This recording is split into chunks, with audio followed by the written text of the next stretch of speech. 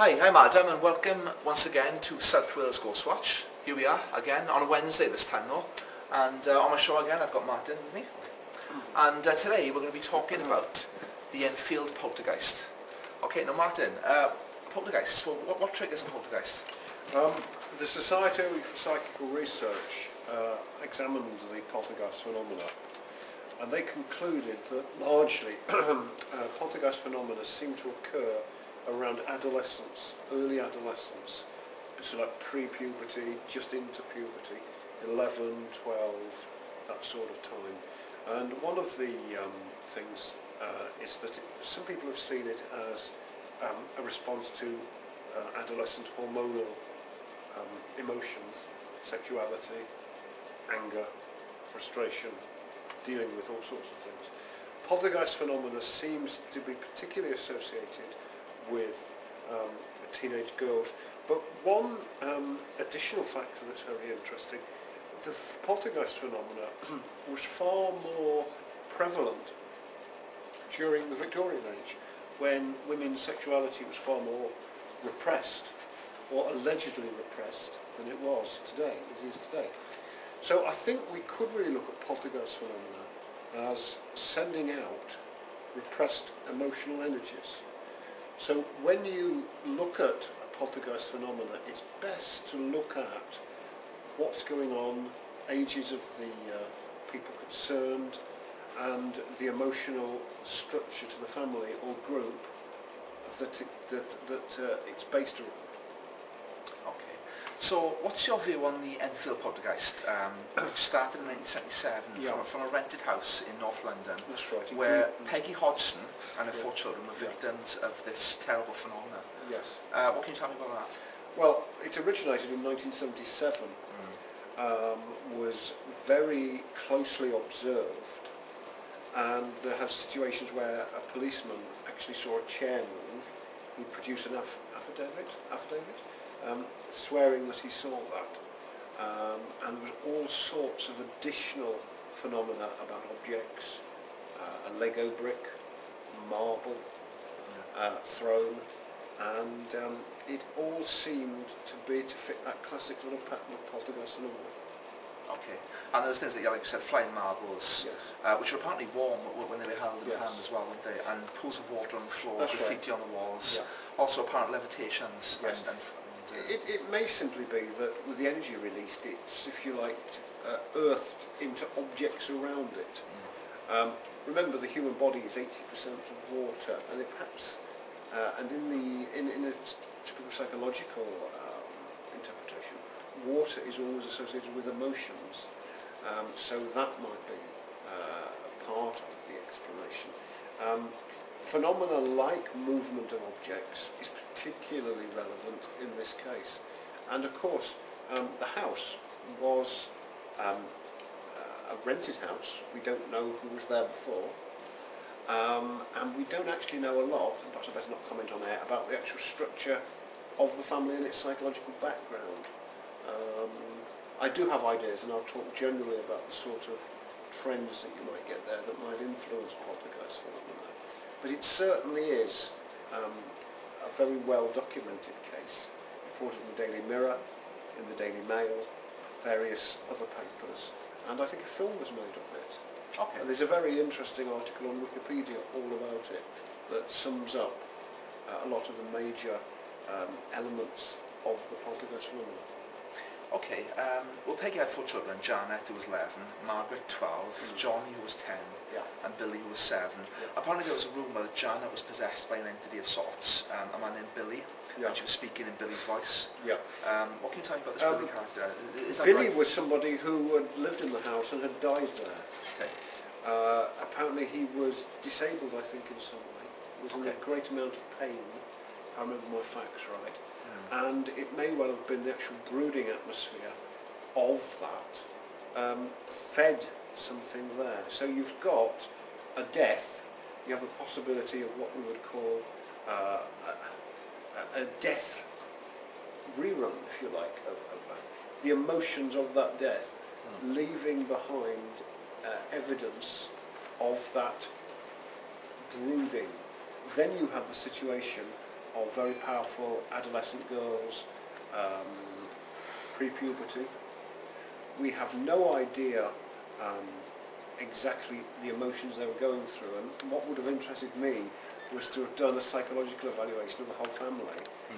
Not to make any judgment upon them, but just to see the phenomena of what had gone on and what may have contributed to it.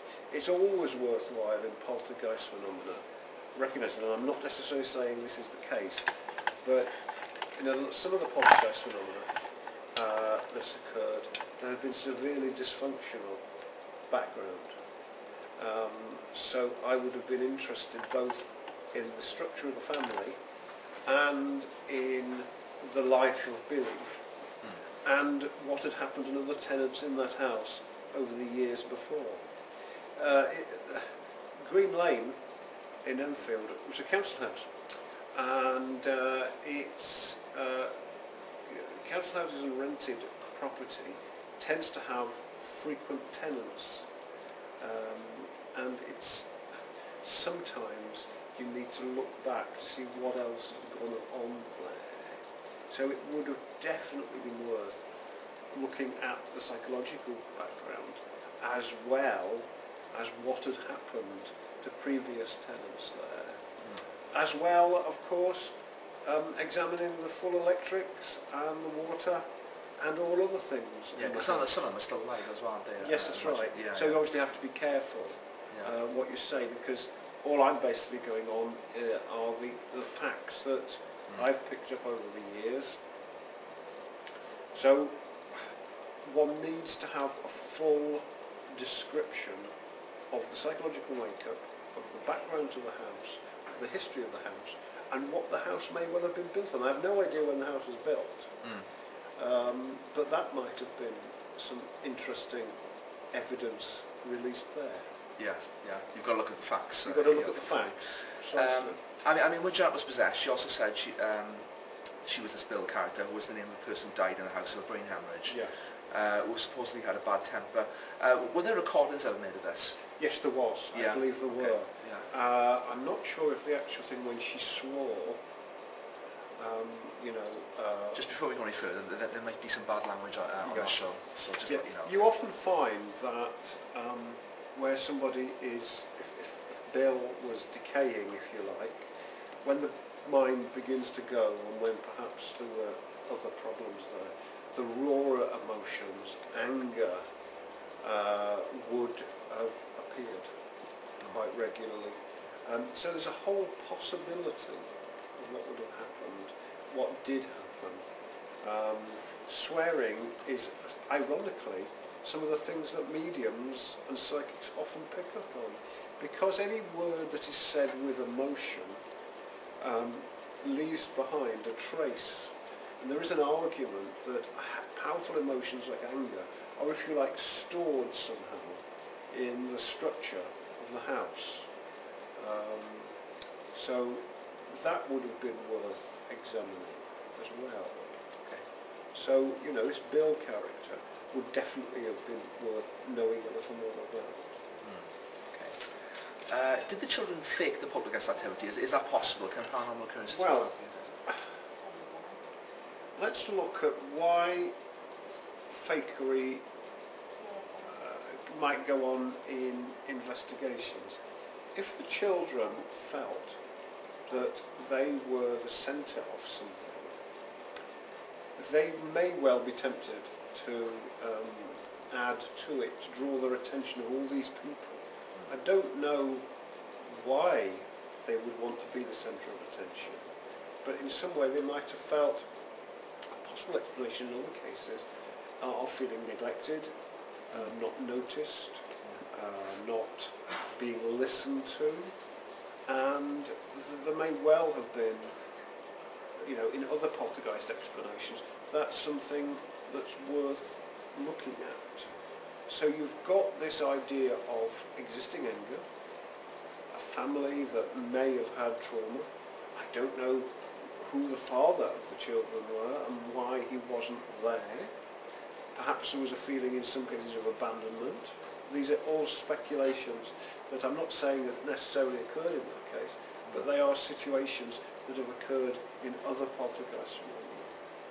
I've done therapy sessions where people have gone through traumatic events, and I have felt in my consulting room an emotional response that is an echo of the poltergeist phenomena, left behind by the emotional discharge of the people telling about what had happened.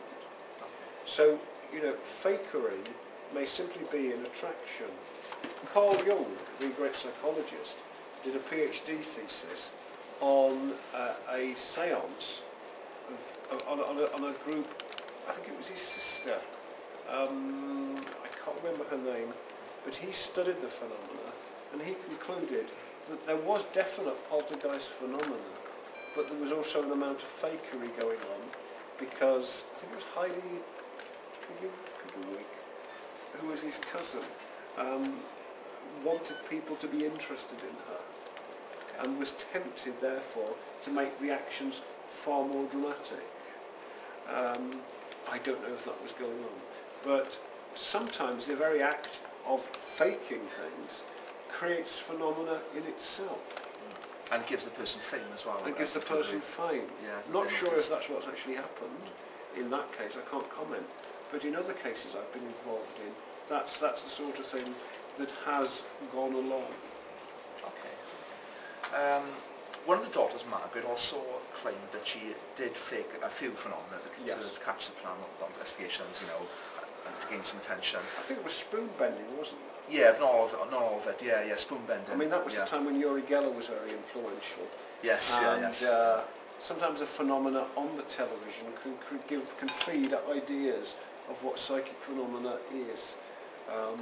I don't know if that also was going on there, but remember, all psychic phenomena is influenced as well by the cultural state that people pick up about supernatural and paranormal.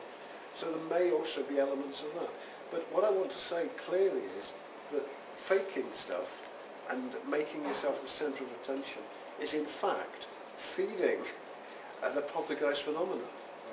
Because adolescents are notoriously, or early adolescents are notoriously egotistical and may well be drawing attention to themselves. Once more, I don't know if that's the case here. Without actually looking at it, putting all the family through a detailed psychological assessment, it would be very difficult to know exactly. But these are the sorts of things that any poltergeist phenomena should look at before absolute conclusions can be met. Remember, all experience of an action like this is subjective. It's up to how the people view it. And you might see an event that occurs in one way and I might see it in another and notice other phenomena.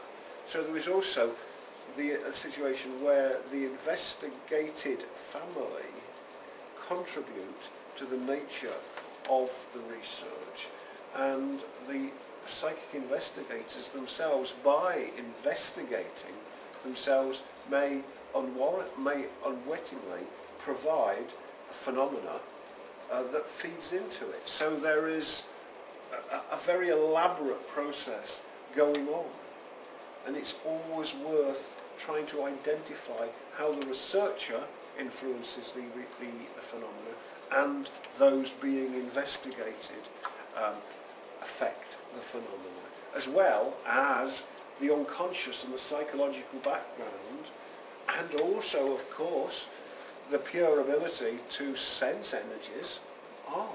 So there's numerous ways that need to be investigated. Okay. The investigators themselves have been quite controversially viewed, and I don't know much about the methodology they use to do the research. You have to really start from a position of absolute scepticism and absolute scientific clarity to be able to describe these things and to possibly explain them. Because there are also a couple of investigators who try to disprove them as well, which we'll mention later on now. I mean, one of the investigators of the Enfield poltergeist, Guy Leon Playfair, wrote a book called This House is Haunted. Yes. What does that entail? I think he talked about, they used the phrase, if I'm not mistaken, the ghost that haunted itself. Oh, okay. Right. Yeah. And it's sometimes, once more as I was saying in the previous point, you can create phenomena, and you can create elementals, you can create a poltergeist phenomena by willing it, and also by looking very closely at what went on. It doesn't mean that people deliberately seek to mislead or be fraudulent in their investigations, but you always have to know what happens. I mean, let's think, for example, my position with all poltergeist phenomena is to first of all look psychologically, to analyse the situation that is going on in the family, and then to look beyond that. It's also interesting that a lot of psychic phenomena like poltergeists seems to occur in times of economic hardship. Now I seem to remember there was a massive economic crisis in 1977. It's almost as if something else is going on there. The book is well worth reading, but you always have to read with a sceptical air. Remember what I've said in previous programmes. You will seek to disprove every parapsychological phenomena till you reach a point where you have no other explanation. The SPR, the Society for Psychical Research, has a very old and very reasonable history where they have deliberately sought to analyse and describe what is going on. People like Arthur Conan Doyle, who wrote the Sherlock Holmes books, was one of the founder members of it. And it's now been around for close on 130 years now. Okay. So they clearly have a lot of experience, but one always has to be aware of how the investigator influences the investigation. That's why it's best. So always aim to have all the facts in front of you Always have all the facts. Yeah. I mean, I do believe, I don't know if you got onto this, that I believe Janet had used a Ouija board. Yes, which we'll talk about now in a second. Yeah. What I wanted to talk to you about was the other investigators in this story, Anita Gregory and John Beloff. Yes. Who, like to try to disprove the enfield poltergeist theory, and they also found like the family bending spoons, which we said earlier. Yes, indeed. I mean, that's one of those things. As I said, I think that an investigator has to try and disprove things before proving it. If you are looking for a theory, if you're looking for facts to prove your theory, and you go in with a theory, then you undoubtedly will probably find the facts you need. But what you need to do is to look at the anomalies, the things you can't explain, and to say why you can't explain them. That's the really strong position. People like Arthur Koestler, who was left, I think in his will, the bequest that set up the Edinburgh University, the parapsychological department, began his life as a hardline materialist who didn't believe in any phenomena outside physical reality. By the end of his life, he had come to a position where he did believe in it. Okay. So I tend to look at that far more meaningfully. And he made the same studies, to try. Yes. As well. And I try to look at that as a very useful method of searching things out. I always say the best investigator is someone who starts out with no belief at all. That's the most interesting aspect of it. Let's see. Okay, most of the activity in the house centred on Janet, who went into violent traumas, and on one occasion an iron fireplace was quite literally wrenched from the wall by unseen forces. Yes. It's very intriguing, isn't it? Oh, it's very intriguing. Yeah. A friend of mine had a ship's wheel on their wall, and the wheel actually moved, which was quite interesting. That's the sort of thing. If there are objects that have been elsewhere, where a lot of emotion has been poured out nearby. In a sense, one could regard that as being charged. It's interesting though that the iron was moved, because iron is traditionally a metal beyond which the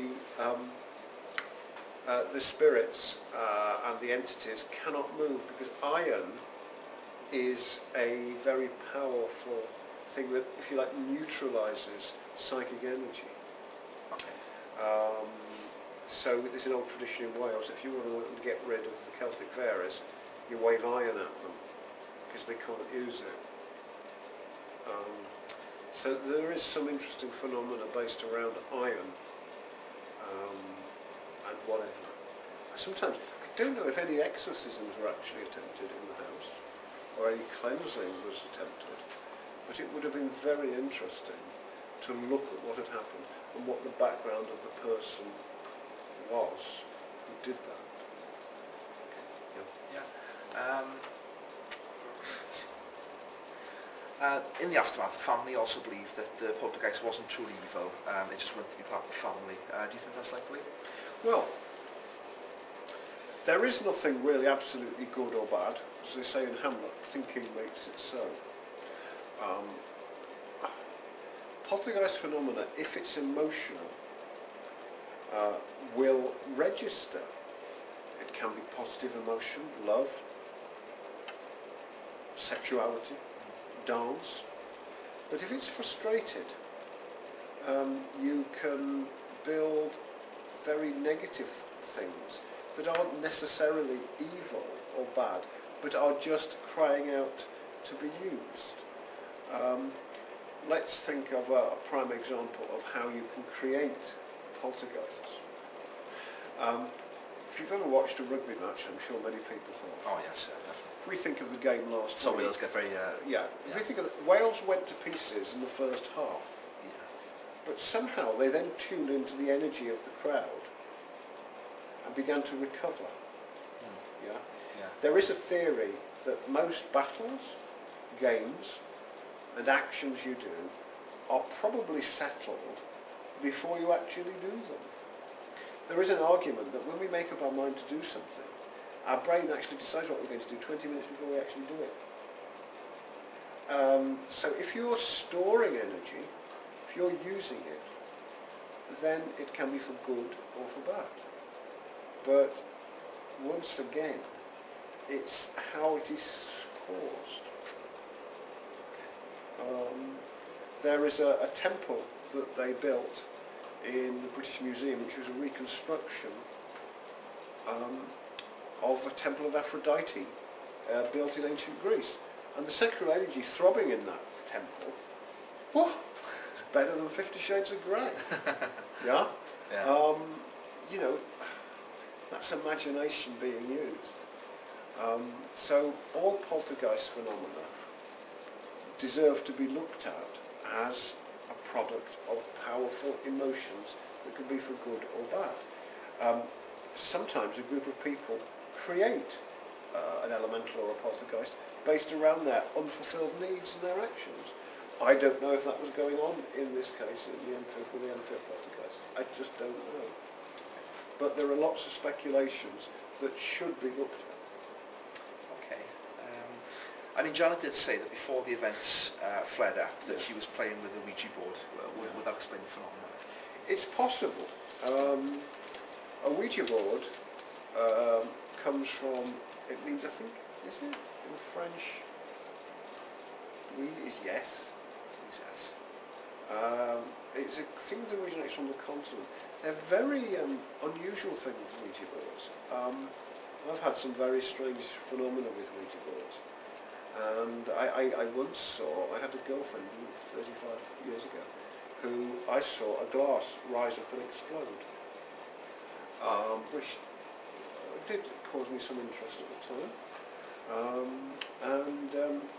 You can, I remember asking who the character was, and it spelt out a name that my father's father used. The name was Wad, and it spelled out W-A-D. Now whether that was me influencing it, or whether it was a bit like, you know what it's like when you look online and you see you see the different servers, and sometimes they're secured and sometimes they're unsecured. An unsecured server is a means that anybody can use or tune into. And it may be that in that sort of sense, a Ouija board is able to pick up as unsecured, and everybody thinks, my God, I can use that one. I can communicate with this one. Just like in the film Ghost, when Whoopi Goldberg suddenly realises she does have a gift, and everybody gathers because they think, yeah, I can communicate this one.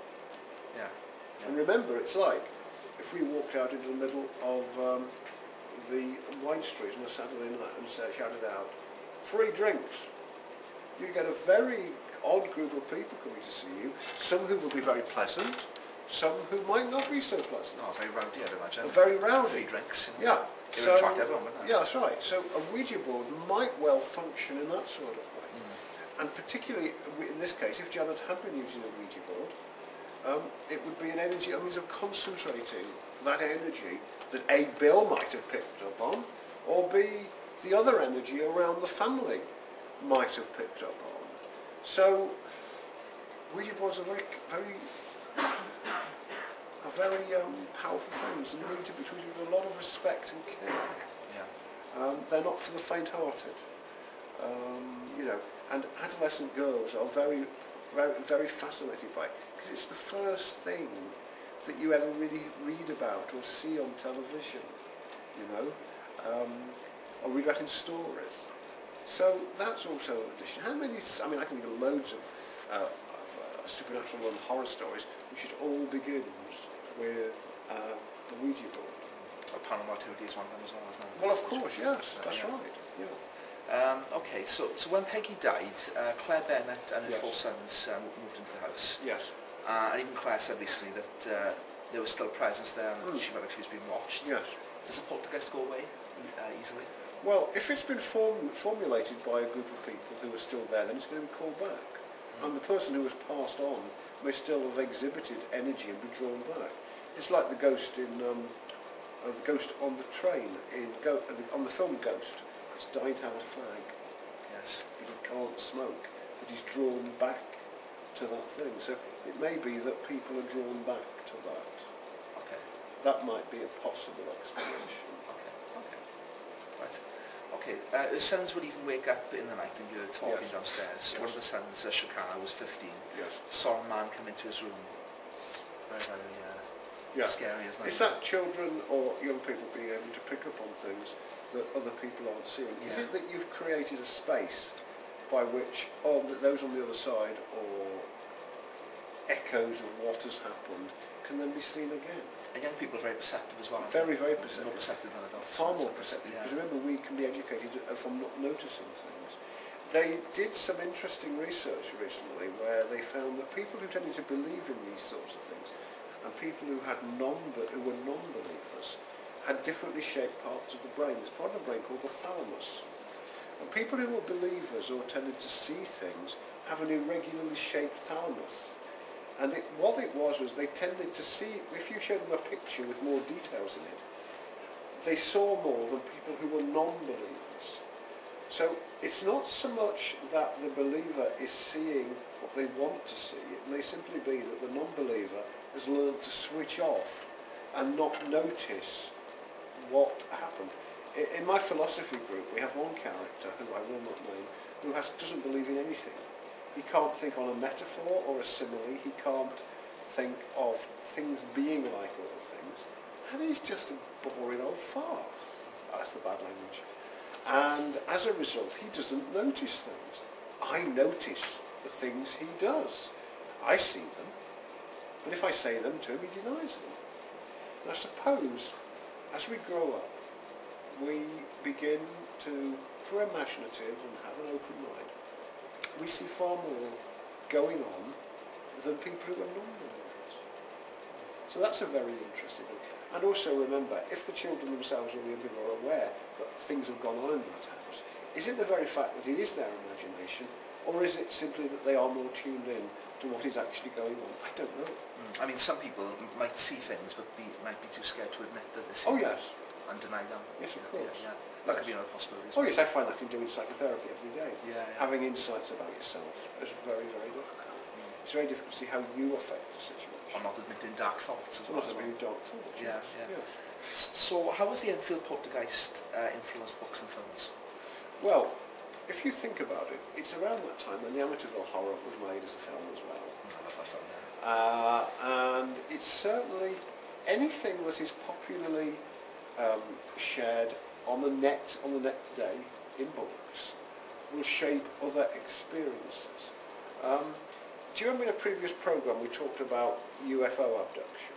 Yes. And I said that in the 15th and 16th century people had abduction by the fairies. Yeah. Now we didn't know about UFOs in the 15th or 16th century. So what was actually happening was interpreted in the sense of what the people knew. So what is on television, what is in books, what the experience is, what the folklore is, what your expectations about something is, will always influence what you see and what goes on. But it doesn't mean that it doesn't happen. It's just the perception of it changes in different times, in different places. That's effectively what is worth examining. Okay. So it's had this wide effect on these sorts of things. I was listening to a program about the other day about the period when the Roman Empire changed from being pagan to being Christian, and the Emperor Constantine, who was the first Christian emperor, was marching towards a battle against his opponent and saw in the sky the Greek letter Christos, and was told in the dream, in this vision, that if he fought under this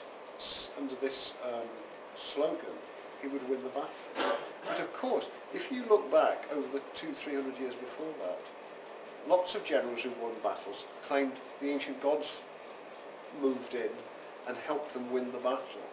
So you have to be aware that, was it an actual revelation from the Almighty, or was it just a continuing process of what had happened historically during the period before, where gods were seen to be involved in the battle and to help one side win or the other?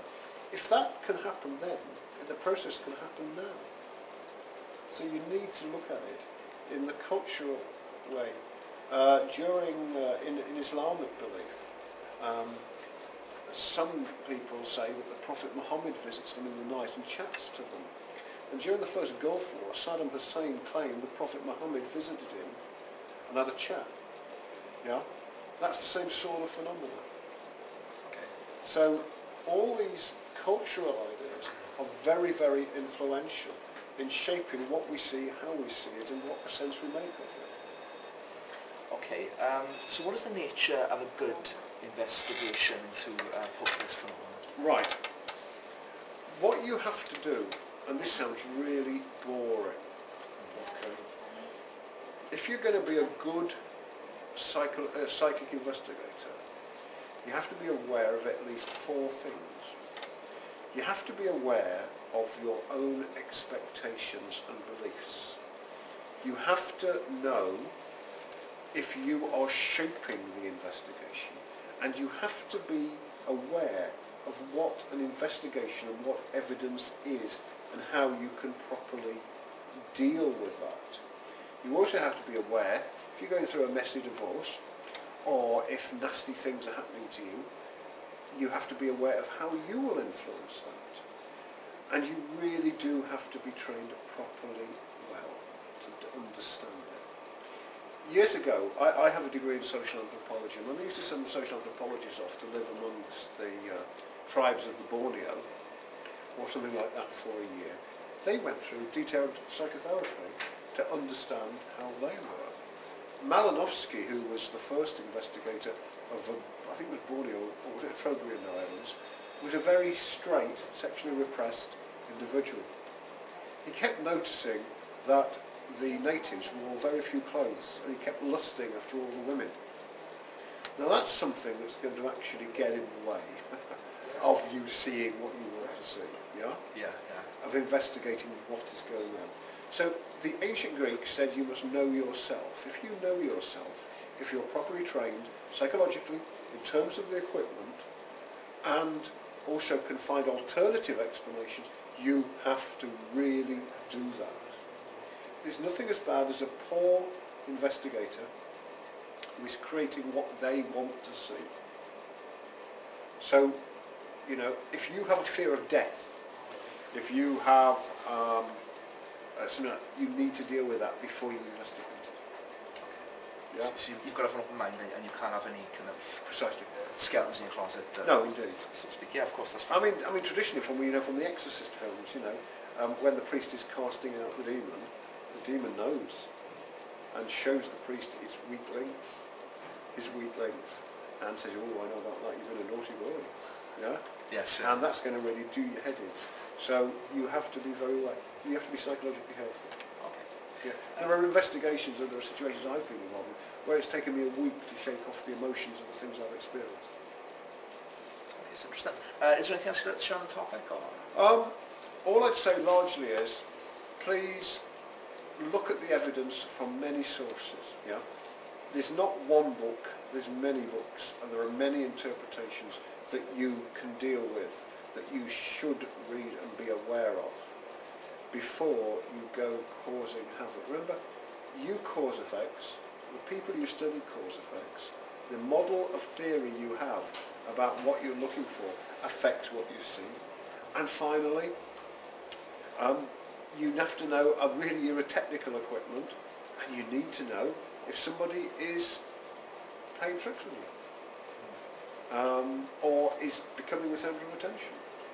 So you have to be aware really powerfully of your own limitations and your strengths. Okay, okay. Well, thanks very much, Martin, for coming on the show. It's been a pleasure talking to you, as always. That's all we've got time for tonight, guys. But thanks for tuning in. And tune in again. Wednesday next week as well, not Thursday, is it? It's Wednesday next week now. Our show has been moved to Wednesday, so tune in again Wednesday. Okay, thank you. Bye for now. Bye.